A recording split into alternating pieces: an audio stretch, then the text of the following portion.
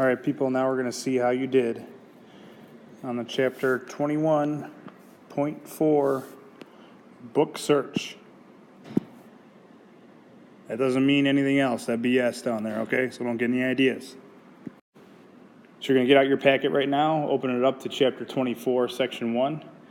And as we go through each of the different people from the Harlem Renaissance, you can copy some of the information into your packet to complete the guided reading.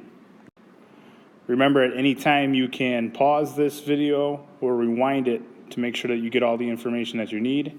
Take your time, and here we go. Number 1 was Bessie Smith. She was a blues singer. She had an outstanding voice. In 1927, she was the highest paid black artist in the world. This is 1927 Beyonce. All the single ladies, I don't think you're ready for the jelly. Destiny's Child, you know the rest. Surfboard. Number 2 is Duke Ellington. He was a jazz piano player and also composed his own music. One of the greatest composers of all time. He's going to set the stage for many other African-American pianists over time. Tony Braxton, Ray Charles, Lenny Kravitz, Stevie Wonder, even Michael Jackson. He was even bad on the piano. Number 3 is Marcus Garvey. Marcus Garvey is going to find the UNIA, or Universal Negro Improvement Association. His belief that, quote unquote, that black is beautiful. He's going to have big, huge meetings and parades for people. He's going to preach his message of pride and believe that African Americans should build their own nation in Africa. He kind of wanted to be separate from whites. This promoted African American owned businesses. He's going to be an advocate for African Americans in the United States. When we get to the civil rights movement, we're going to see that Marcus Garvey is going to share a lot of the beliefs with Malcolm X. So that's kind of relation to a unit that we're going to get to later on in the school year. You should recognize this man here. Louis Armstrong is number 4, the most famous jazz musician of the Harlem Renaissance. He had rhythm, he had ability to improvise his music. He's going to become one of the most influential jazz musicians in history. Not only is he very well known for playing the trumpet and those big cheeks when he blew the trumpet, but also he sang a few songs. You may recognize this one. I see trees of green, red roses too. I see them bloom for me and you, and I think to myself, what a wonderful world.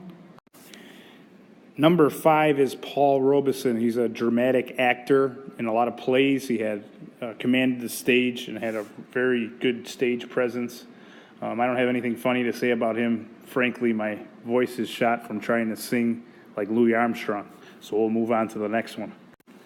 To number 7, Langston Hughes is going to be the number 1 known poet from the Harlem Renaissance.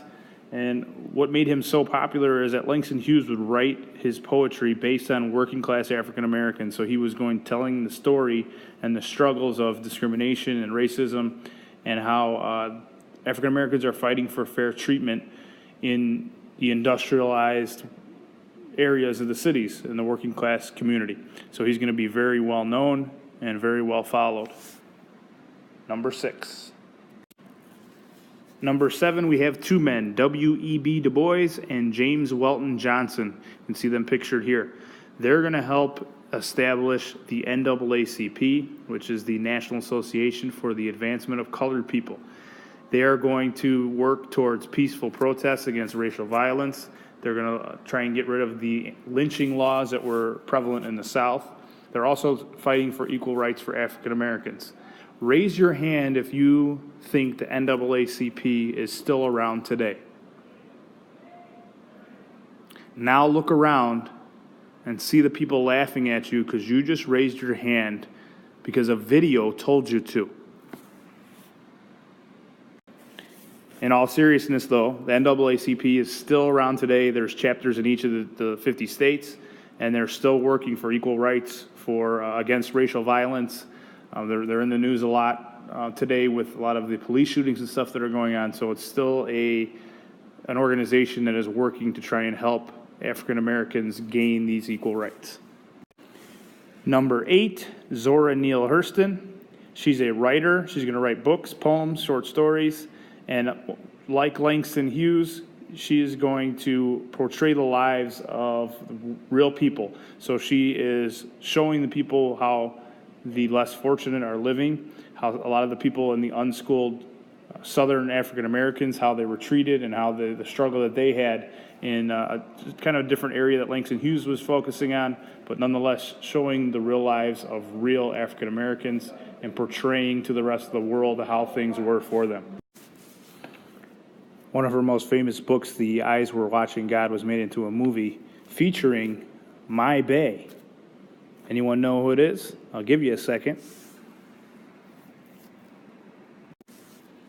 That's right, Halle Berry. That's Bae. Last and certainly not least, number 9, Claude McKay. Claude McKay was a poet.